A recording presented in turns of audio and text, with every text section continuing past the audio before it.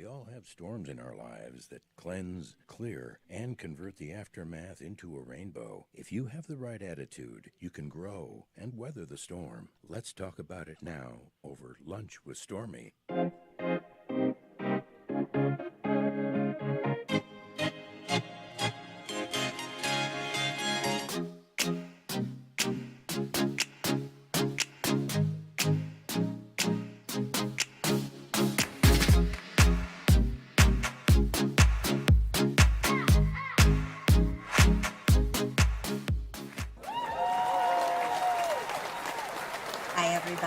Welcome to Lunch with Stormy. We have an absolutely phenomenal guest today. It's Dr. Mathew Knowles. He is a visionary music executive, a public speaker, an author, a professor, an entrepreneur, a philanthropist, an artist manager, and the founder CEO of Music World Entertainment, or MWE, one of the world's leading music and entertainment conglomerates. MWE's record sales have exceeded 450 million worldwide, and he's worked with Chaka Khan, Earth, Wind and Fire, and the OJs, among other top artists. Dr. Knowles has made a profound and impactful mark on culture. He was also the driving and creative force behind Grammy-Award winning, zeitgeist-capturing, chart-busting musical trio Destiny's Child, with global superstars Beyonce and Solange as his daughters. Talent runs throughout this entire family. Instead of resting on his laurels and vast accomplishments, Dr. Knowles continues to forge ahead doing good in the world as a lecturer, a professor, advocate, and award-winning author. His mission in life is quite inspiring. His goal is to motivate and educate. There's a lot to savor over this lunch, so please help me in welcoming Dr. Mathew Knowles. Hi, Stormy. How are you today? I'm doing all right. I'm so excited that you're here today. It was like my palms were getting sweaty. I was nervous. Mine was getting sweaty. I was hoping that when that long press that my team sometimes give for me, and I always cringe because I want the short version. I'm glad you shortened it. Thank you. Well, it could have gone on and on and on and on. So hopefully we'll get to some of that today. But you are a man of many faces. You have done an extreme amount of things. So I'm a former businesswoman that's reinvented myself a couple times throughout the past few years. But I think the audience is going to be surprised with how much and how many aspects you've actually touched, not just in your life, but in ours. But I want to start just on your early days. You're from Alabama. And where did you grow up, and what did your parents do? Because your music industry background is vast, and I'm curious as if they were in that business. Well, you're going to be surprised, and thank you for allowing me the opportunity to tell my story, because I really love that opportunity, because his story, history, and my story are greatly different.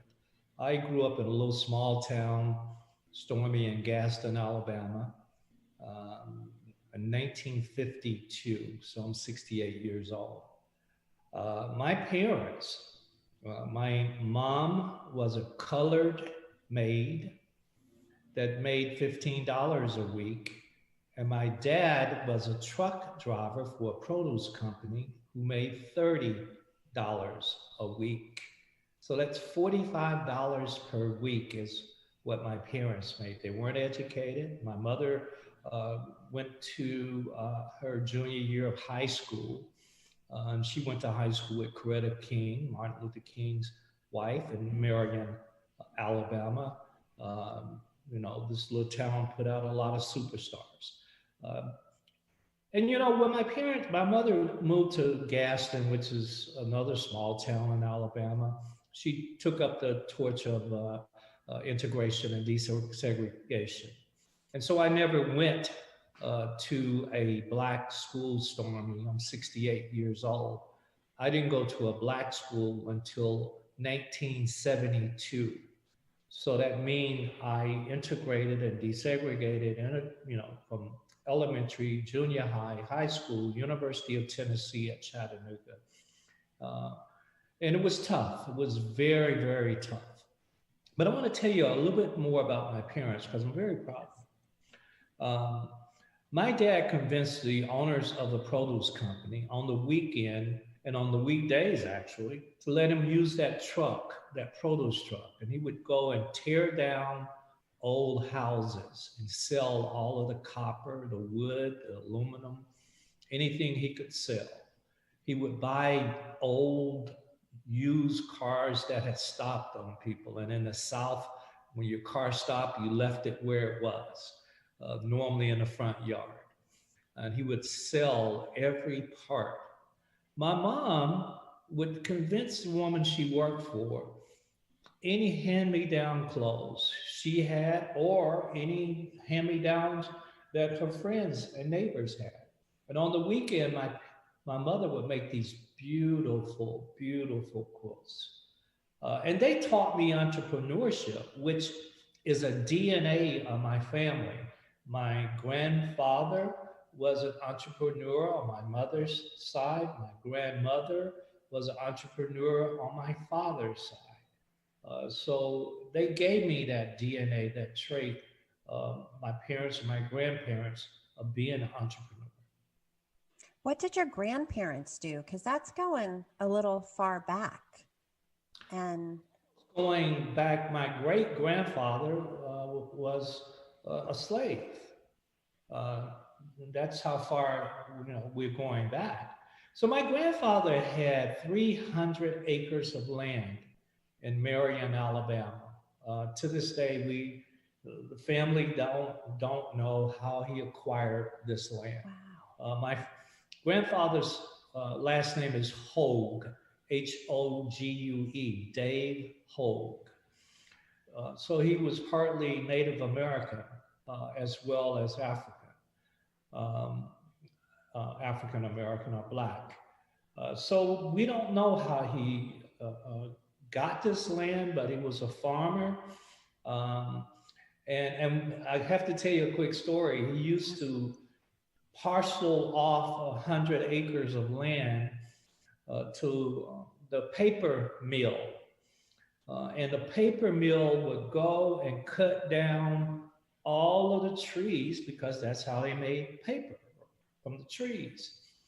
And I used to think that was so genius that my grandfather would have this company pay him to take off all the trees and shrubbery, and then he would go behind and farm.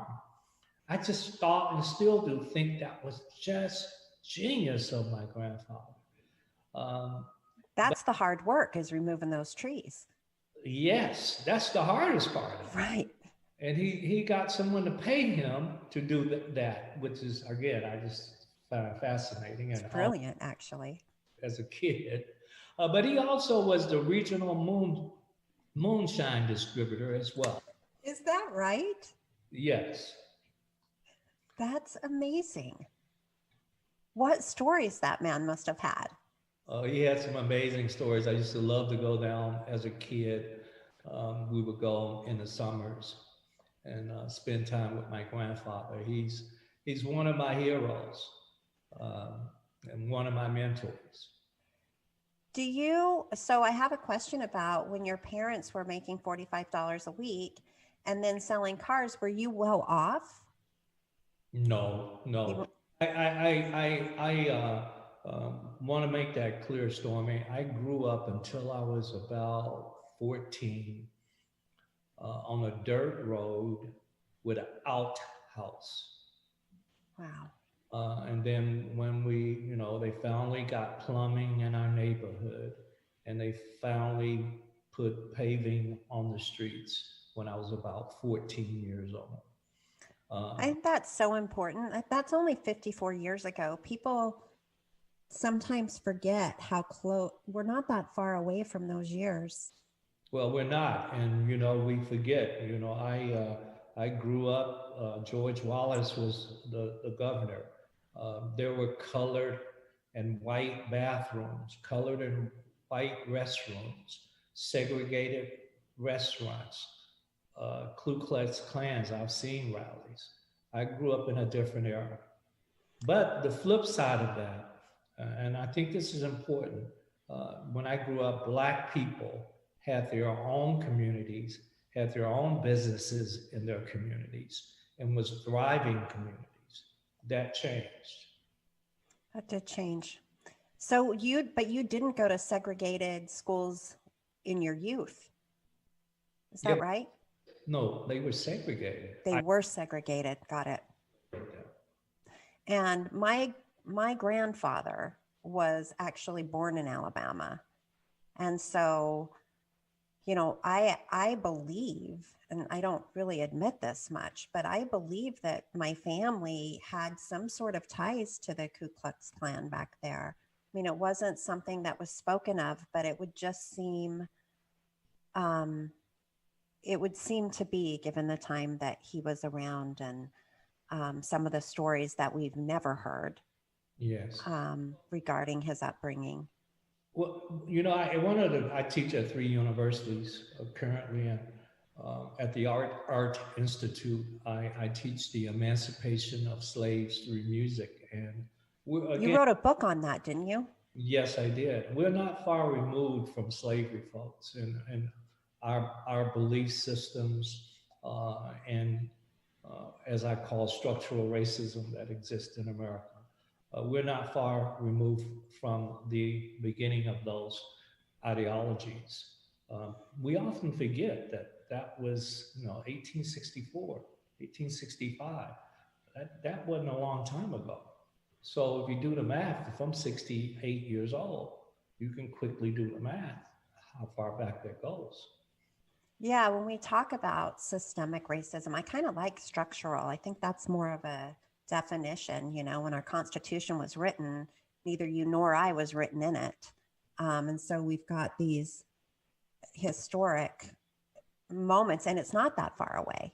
You know, I always say my parents, by no fault of their own, were raised in a racist environment. They just were, you know, and lucky for me, my mom was aware as she got older and, you know, could point that out and actually own that. And I think that's part of what we need to do is just realize we're only a couple generations from historic movements that, you know, are towards equality, but it's silly for anyone to say that we're there.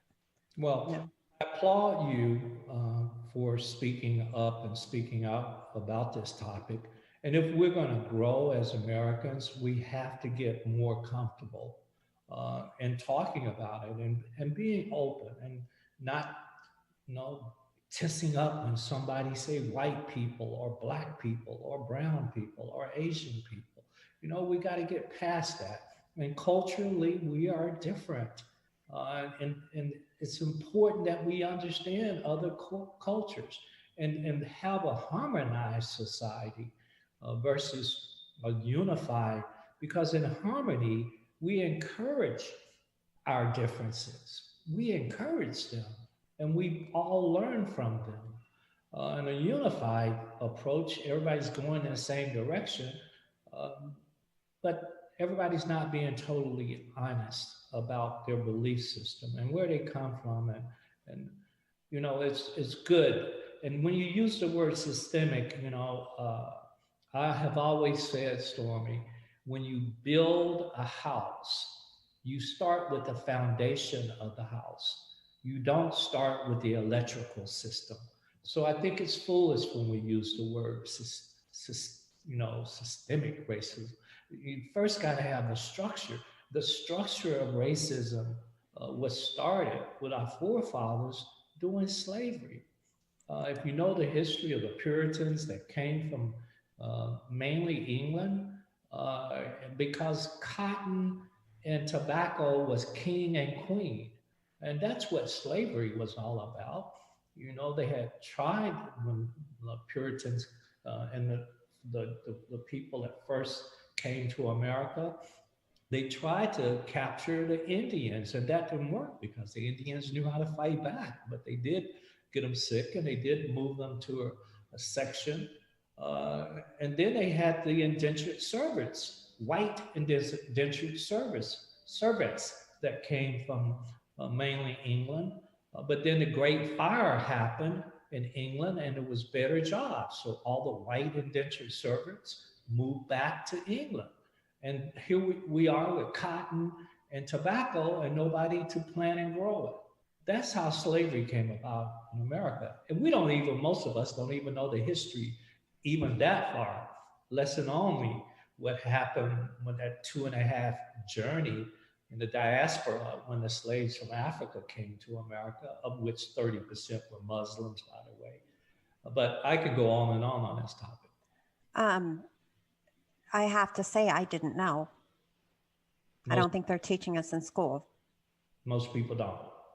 It's probably important that you do go on and on this topic, and maybe not today, but in general, because I don't know. I think we need it.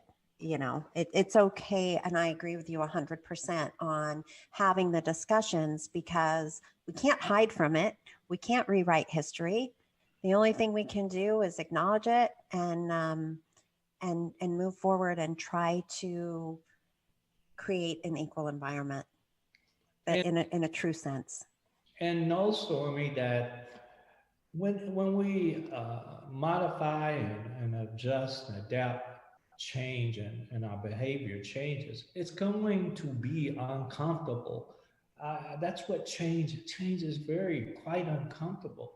But as long as we know that going in, that we're going to learn to listen and appreciate someone else's perspective that's different from yours.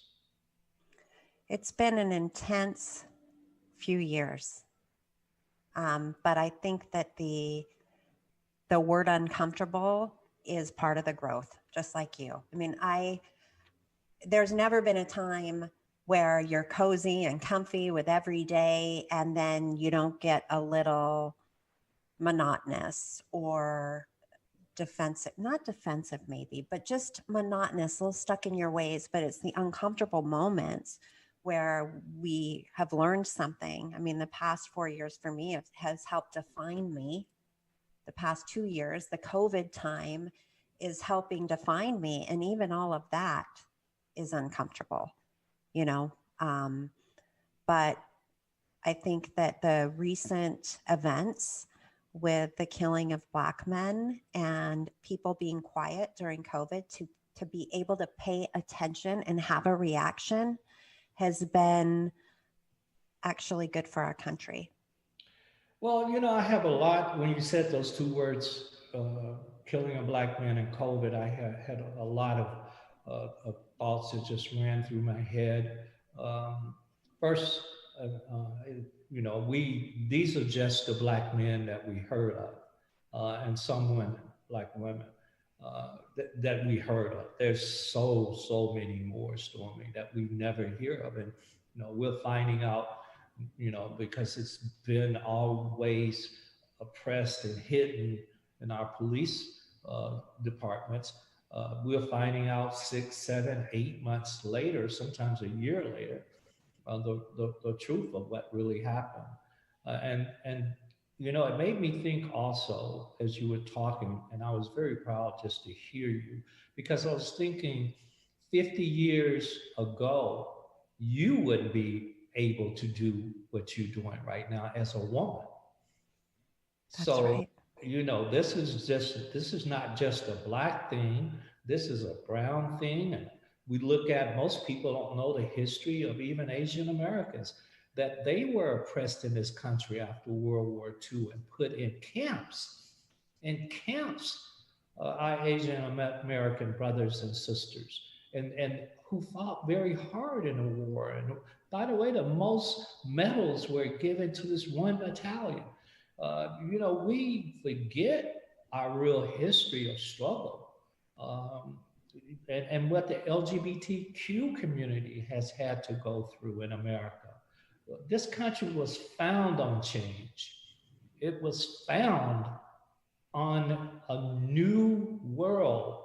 And so we will constantly, coronavirus has taught us, unfortunately, as a country, we just want to go out and party. We have no reservation of taking high risk, where other cultures would be, we're going to stay at home, or how easy is it to wear a mask so we can get past this? All I have to do, and how often do I wear a mask in a day? Maybe at most 2 hours when I leave the house, because most people are working at home. What's difficult? But as a culture, America, we just got to have it. We got to have it now. And so we take these unnecessary risks. And a lot of it has to do with the belief of privilege. I'm privileged, so I don't have to do that. Yeah, that's part of what I've been learning. Not only about many people, but about myself, like how much I've taken for granted, how little I actually need, really need, like your family, some food, a shelter is nice. Right. But even then, you don't, the privilege piece isn't the most important. But I hear you on those masks. It just doesn't ring right with me.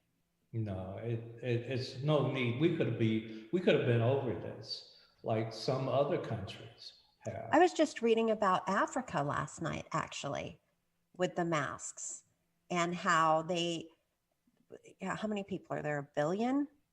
1.2. 1.2 billion, and how they tested into communities and, I'm not exactly sure, but it sounded like they went into communities, knocked on doors, tested, started separating, understanding, keeping people confined or suggesting they be confined. I don't think there was any, manpower that was forcing it, but they did an amazing job. And when you think of their resources versus ours, it would seem like there'd be light at the end of this tunnel a little quicker than there has been. I just read Rwanda, for example, is the size population of Michigan. To give it some perspective here, they've had, I think, 19 deaths. Is that all? Coronavirus, and they have their police that are unarmed. They have also a young, similar type of system with young people, even as young as 18, 19 years old, that go around and just politely say to someone, if they don't have a mask, please put your mask on, or they have a mask for them. And they are everywhere in the airports. There's robots, I'm told, that roll through the airport, telling people, to distance and to wear a mask. And here is a third world country that got it right because they're not privileged. They can go and abide by laws when it's those that makes it safe for everyone. It's just amazing to me. There's a lot, hopefully, we've learned through this. I hope so too. And one of it, I've said often that if this experience doesn't teach us and get us a little closer to world peace, just an understanding of how equal we really are, I'm not sure what else we need to slap us in the face. Like, this should be the moment where we just love each other, because we were all watching, I was watching on the internet, whether it was Facebook or whatnot, when people were singing from their balconies from all around the world. Some of the most beautiful, beautiful things I'd ever seen was in that moment. Ironically, music too. Yes, it was in Spain and Italy. And those numbers went down drastically. Unfortunately, it's unfortunate, I so hope I'm wrong, but I constantly ask my wife, okay, how many people have to die in America before the masses of us say, okay, that's enough, we're gonna now take it serious? Is that 500,000 people have to die? Is that 1,000,000 people have to die? What's the number that gets everybody's attention? Well, the percentage, when people go, well, it's less than 1%, I just think, well, I don't want it to be my 1%. And that's not the people I love or me, or, 1% is 1% too many. Well, the death rate goes down because one of the things that happens when you test more, the testing numbers, this is a part people don't know about me. I'm a college professor. You know, I went back to school to get my MBA and PhD and was at Harvard this summer. People don't know that part of me. Just recently? Yeah, I just this past summer went. My hardest course I've ever taken was ethical leadership. And they have a professional development part of Harvard University, and it was a very, very intense. You know. Oh my God, you're my hero. I've never gone to college, and I am 52, and I keep thinking, oh, you know, I'll be 56 or something. I keep thinking about those years and the number, but you just did it. And I'm telling you, while you've spoken, since the time you've started speaking about your parents, I have gotten the chills so many times. And I just think, I want to find your class and sign up for it, because I've learned so much from you already.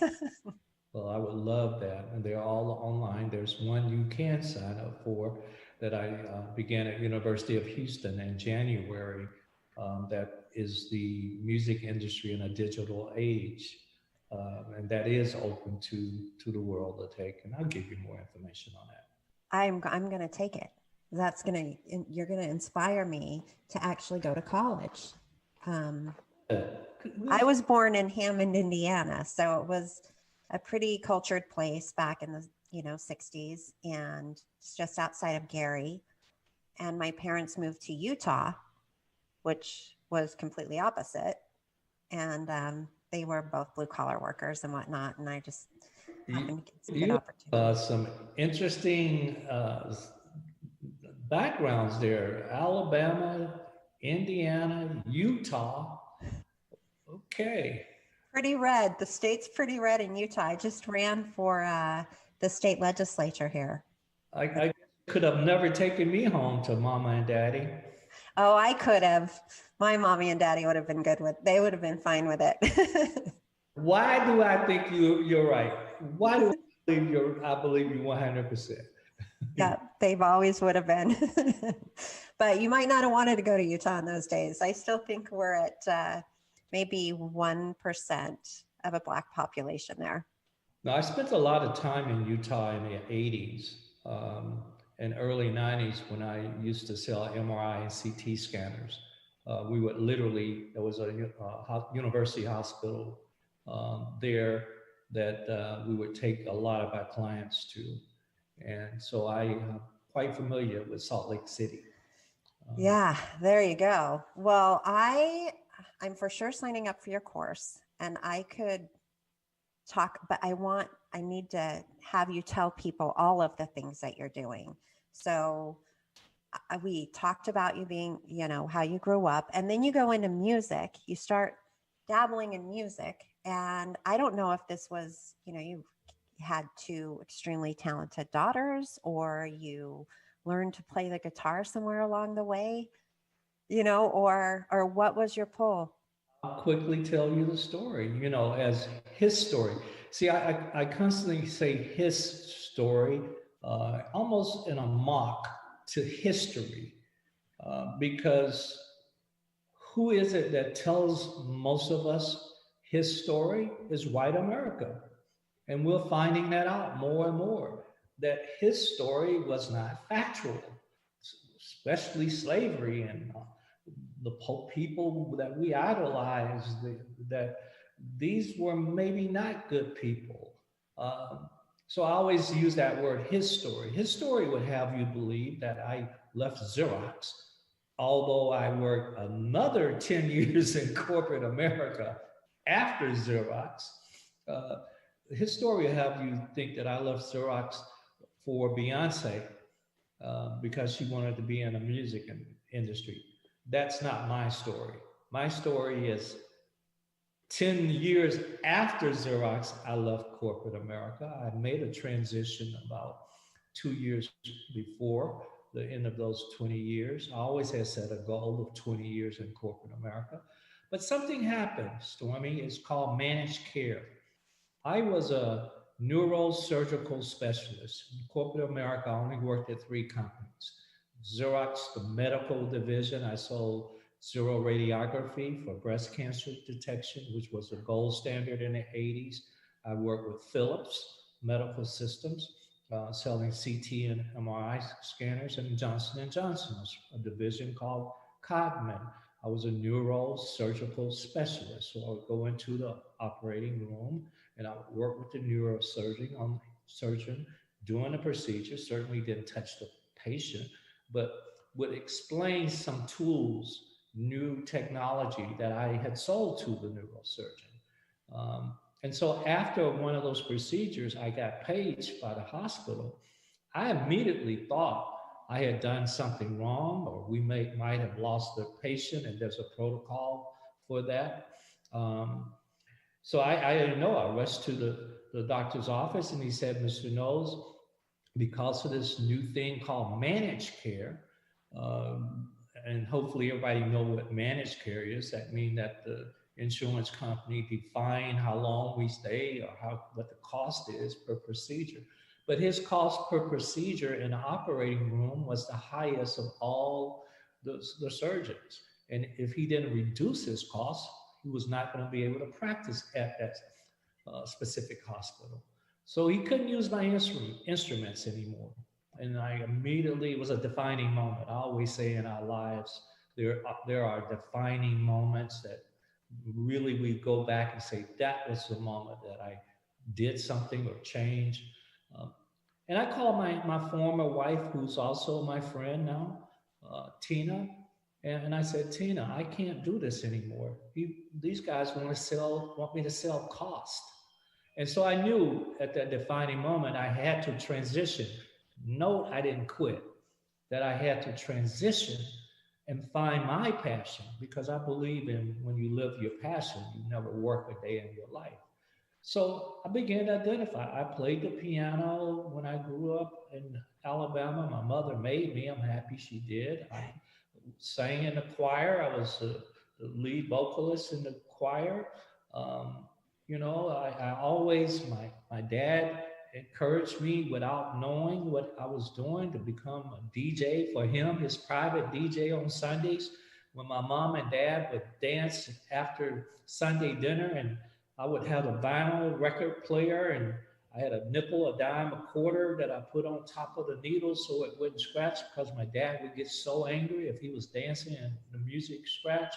But it forced me to begin to read the liner notes, forced me to know the attitude of my dad and know what songs to play. So he wouldn't ask. I would always have a playlist, not knowing what I was doing. Amazing. And so I said, I love music.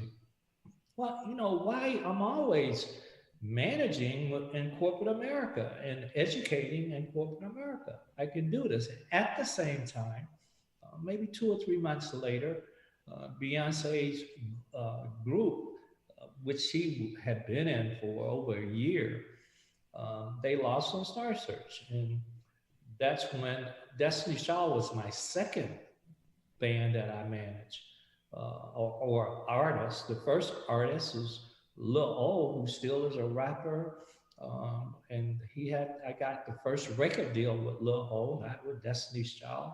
Matter of fact, Destiny's Child is on the first single called Can't Stop, featuring Destiny, because their name went from Girls' Time to the Dolls, to Something Fresh, to Cliche, to Destiny, to Destiny's Child.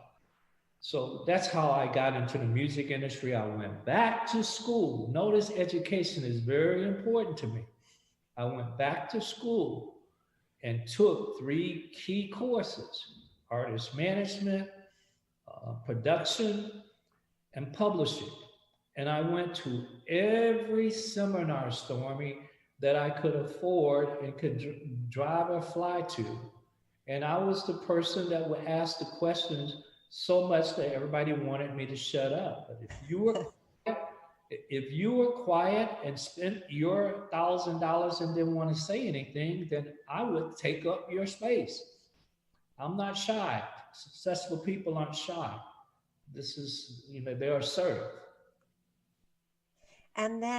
But then you get massive success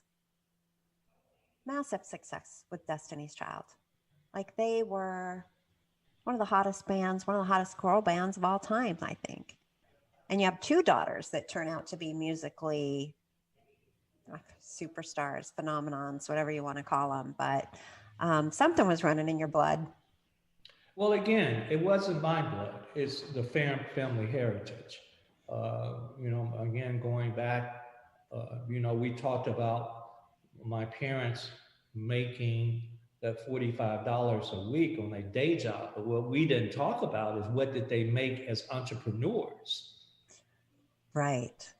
We didn't talk about me being the #1 sales rep in the world at Xerox Medical Systems 3 out of 4 years and making President's Club 8 consecutive years. We didn't talk about the first $1 million me and my former wife made in 1984 when Beyonce was 3 years old in the beauty industry. What'd you guys do in the beauty industry? We had the #1 hair salon in Houston, Texas for years. 17 years we had a hair salon. 17 years. Up to 5 employees at one time. It's impressive. It's just impressive. I think people look for their one thing and you. And then I think people forget that we created as a family a clothing line. Look, I didn't know anything about diagnostic imaging equipment. Grateful, blessed, so grateful to be the #1 sales rep in the world. I didn't know anything about hair salon. Grateful we made our first $1 million and consistently made really a nice income. I didn't know anything, nor my family knew anything about a clothing line. We started House of Darien from zero, sold it for $75 million to Leon Fong. Oh, wow. Leon Fong, that's a real. Yeah. I didn't know anything about, the music industry. I didn't know anything about being in a classroom. I just live my passion. I don't do anything I don't want to do. I'm so grateful to say that. If I didn't want to do this interview, I'd just say I don't want to do it. Oh my God, I'm so grateful because you are inspiring me. I've been saying recently, I am tightening up. Like I don't know what my passion is. I can't find it. And then messages that I absolutely have needed to hear. But the one thing I like you to please, and it's a lot of people, myself included, I had to identify my passion, and our passions change. There's defining moments that our passions, but that thing that excites you, that thing that you go to bed at night thinking about and wake up in the morning, that's the thing you should be doing in life. It might not be the cool thing to your friends and your parents or your loved ones, but it's your life. It's your passion. Because I said it earlier, when you live your passion, you never work. And what coexists with passion? Work ethics. They're like a glove.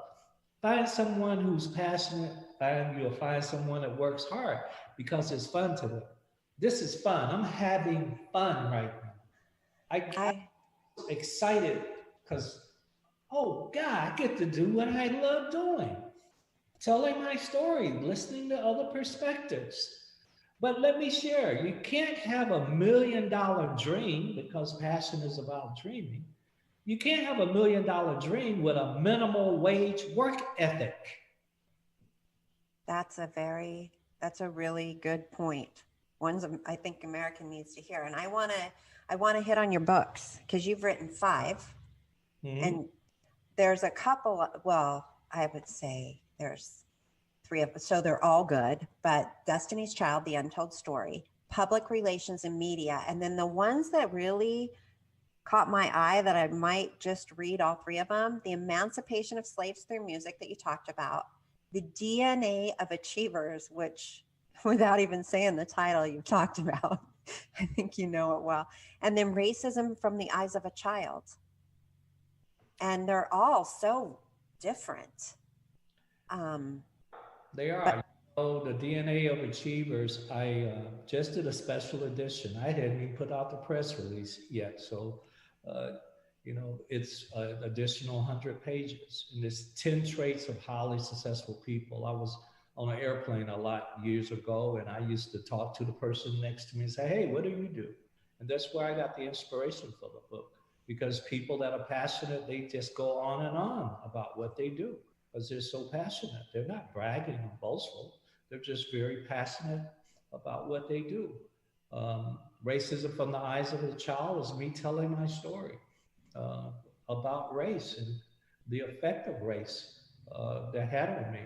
I go into deep detail from the 10 years of therapy on racial trauma to after being a kid, uh, driving while black, eating while black, walking while black, and the thing that we go through that are different than what white men go through as men and women.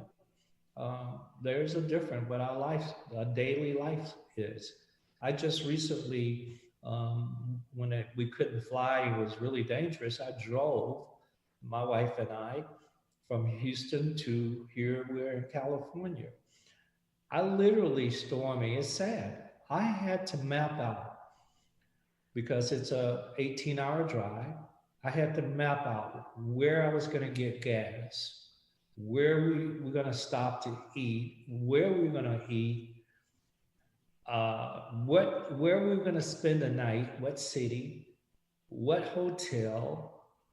I told my wife to get to rent a car in her name because I didn't want it in my name in case the police officer did the license plates or something, or when he stopped us, I had to show. I don't want to do that. Those are the things that we have as black men, especially. I'm Beyonce and Solange's dad. I'm not exempt.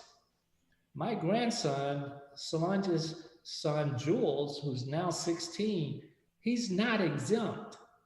When he steps out of that door, some people don't care who his aunt and uncle and granddad is. That's the life we live in. Hopefully, I can see it change even more drastic than it's changing now. I hope so too. I mean, that's heartbreaking. And I don't think, well, I know that white parents or parents of white children don't have those experiences. No, I they don't. mean, at all. I have a friend with a black child that, it's part of their conversation when he began driving. And it's eye-opening when white people listen to that. But they have to listen. They can't just think it's another story. Those are deep words. And they're part of what we have to get over. We as a society have to understand and start moving towards and not acting like it's a one-off. It's not a one-off. And I think it's helpful if we go back and understand slavery, what really happened, and how angry people were, and how slaves got beaten. Tortured and beaten. And if they laughed, they were put in a laughing barrel. And how the slaves had signals in the sorrow songs, which became gospel music, and how all the genres of rock, country, the banjo was called a cunting in Africa, was created by Africans, the flute, the xylophone, the harp, all these instruments. What was taken away from these black African people? That was the anger that these slave masters had. They were jealous of us. Yeah. Is that part of your emancipation? That's the emancipation of slaves through music. Is that what that book is about? That's what it's about. It starts the journey from Africa, and it takes us to today. We talk about music, but we also talk about those terrible things that happened during slavery, and how it was through music that a slave got through a day. It was music, because the slave master thought when they were singing, they were happy. when in fact they were singing to get past the day. Or some of those songs had signals to go to the river, wash off the scent, and follow the moon. Go down Moses. There was dances that were created, the line dances and ring dances. Some of those was making fun of the ring of the slave master, and he didn't know. Even how Christianity and then certain prominent blacks felt as though the church was used against the slaves. The slave master used the Bible to control them. So this goes into the things that we don't want to talk about or understand or know. How rock and roll got started, and Elvis Presley, how he's not the king of rock and roll. We can go as many black people could be that title. It talks about rock music was found in the Delta of Mississippi by a black woman. Uh, the first performance at the Grand Ole Opry was a black man. The I have thing. no idea. No. What a great way to tell that story, though, because everyone identifies with music. Everyone's got something they can listen to make them happy or make them cry or get through a hard day, actually. Exactly. What a great way to tell that story. Thank you. I'm buying that book. Thank you.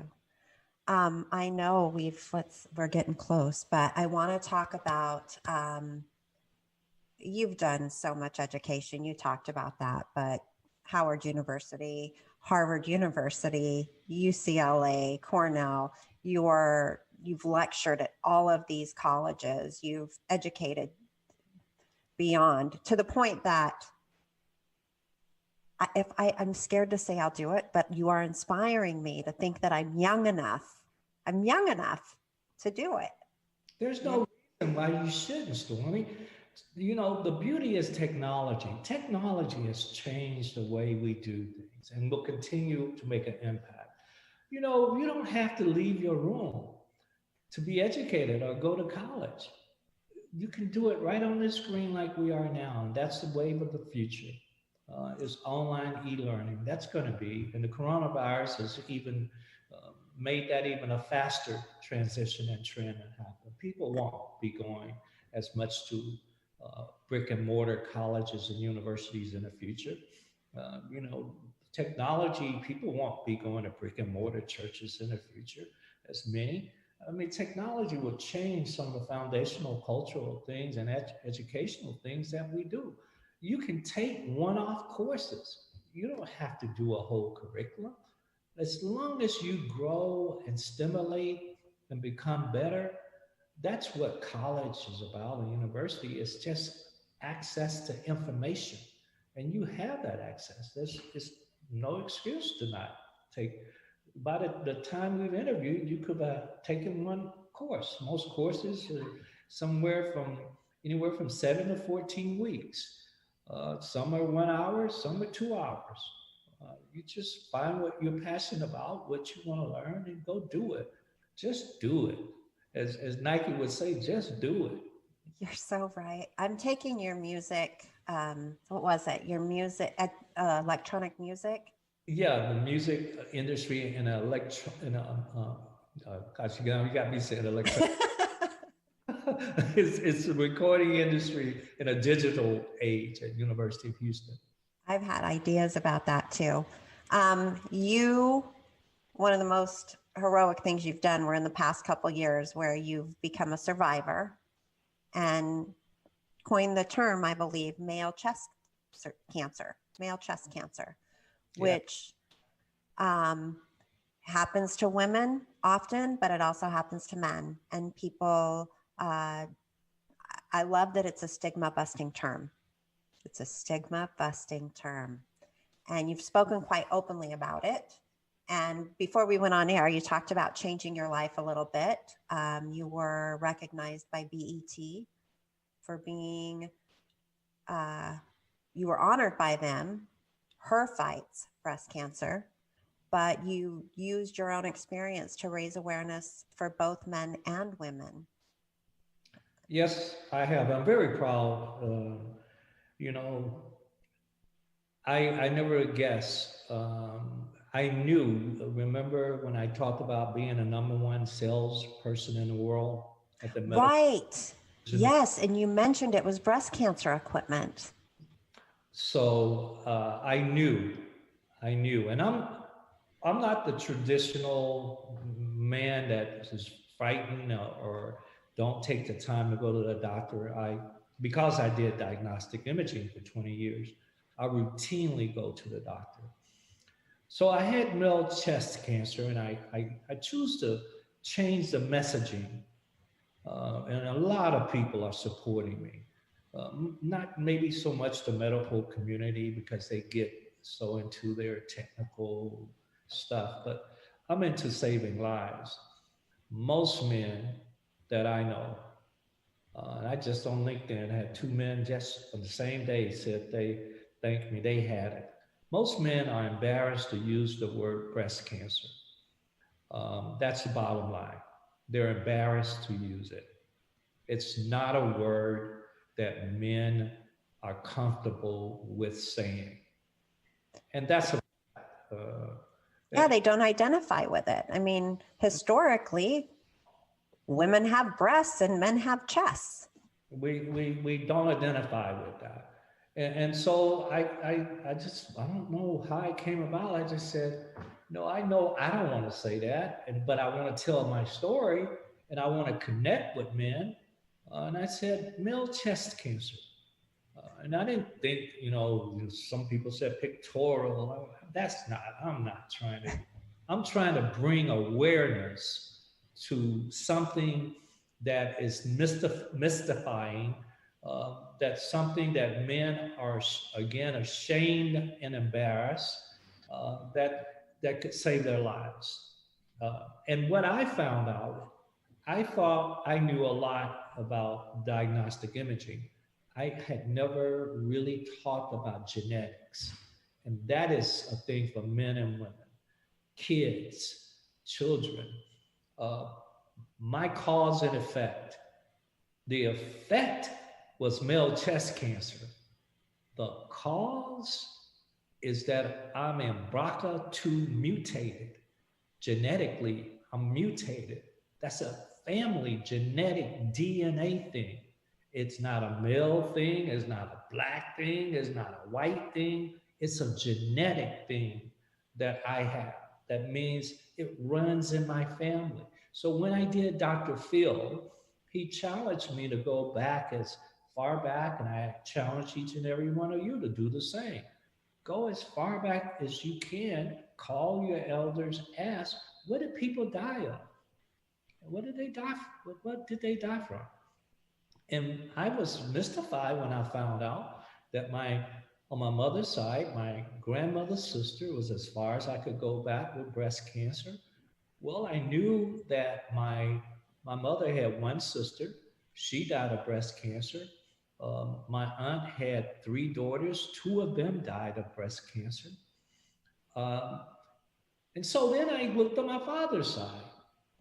My dad died of heart disease. My grandfather I knew had prostate. I knew that.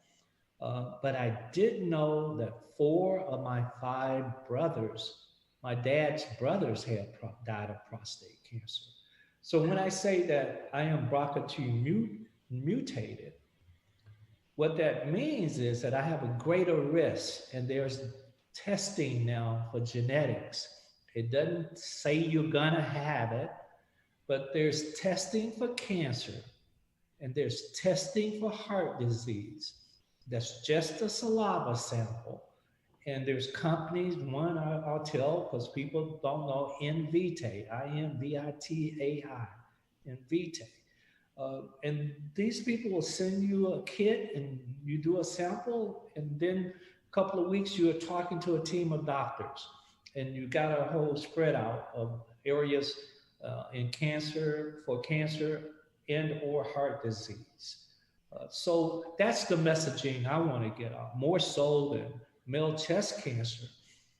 more so than breast cancer, is genetics, because technology, again, is giving us a new lease on life to at least know we have a greater risk. So for me, it means melanoma, pancreatic disease, and prostate and male chest cancer. But women, ovarian cancer and breast cancer. And people are afraid to know those things. Like people are afraid to go to the doctor. I love going to the doctor, by the way. I always go to the doctor. But those are preventative tests. Those are preventative tests. There's power in knowing in vitae. Well, it would save your life. I mean, this is, I'm a PhD doctor. I'm no medical doctor, but this I do know. I do know for a fact that early detection, the livelihood is, and the outcome is different when you find it early. Stage 1, gratefully, I'm stage 1A. I take one pill with gratitude a day for the next 5 years, now 4.5. Well, 4, that's almost 3.5 years. I'm very grateful for that. If you stage 4, your outcome won't be the same. That's a fact, unfortunately. And so, had I known this, I don't know about you and your listeners, but I do know me. If I knew I could have taken a saliva sample, I would have taken it probably at 30 years old when I was working in the medical division of Xerox. Because I would want to know. I would want to know. I have a high probability. Okay, at least I know it. Now, if I make lifestyle changes, if I go more frequently to the doctor because I know I have a greater risk, that's normally what smart people do. They want to get information, and then they act upon the information that they get. Again, that's what smart people do, and I'm not trying to sugarcoat this. I'm unapologetic to fools. I think you're speaking truth, and I think it's hard truths people need to hear. Yes. Because it is scary. Doctors can be scary. It's all, life is scary. It's hard. Life is hard, but we still have to power through it. I want to hit on a few things because we're at the end of our lunch hour, and I can't wait to take your class. I might slightly stalk you, just so you know. We have to, because in this new location, I have 5% power. Then we're going to power through this. I want people to know about how much good you do in the world. You've made a housing complex for the homeless in Houston, and it's the Knowles Temenos. Is that how you say that? Yes. It's 4 stories, 400 units. My family, we all chipped in and paid for this facility. Very proud of it. You should be. That's amazing. You work with the Make-A-Wish Foundation, Gospel Music Association Board of Directors, and a lot more. So all of your passions have led to just making the world a better place. And how many more people like you do we need to do this? Because you have, and it should be noted. We need people that have the social courage, and that's the messaging that I use: social courage. And by that I mean speaking up, speaking out sooner, quicker, faster on racism, sexism, xenophobia, homophobia, and any other type of phobia. I ask that you have the social courage to speak up about that. We can no longer hear something and not say something. No longer can we do that. And that's what I ask that folks do, is have that social courage today. That's an amazing note to end on. What can we look at? Is there anything that we've talked about or haven't talked about that you're doing that you want to share or we should know about?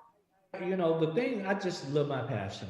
I'm in the classroom, and I'm a motivational speaker.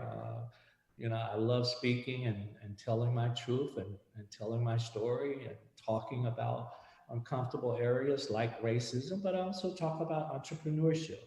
I talk about the music industry. And you can find out anything that I'm doing just simply going to MathewKnowles.com. And where do we follow you? Where's your social handles? All of that information is on MathewKnowles.com. MathewKnowles.com. I want to message you to one area. See, that's that marketing that I teach. Right. That's better. That's a good lesson. Go to MathewKnowles.com. You can find all my social media stuff, but I want to get you there first.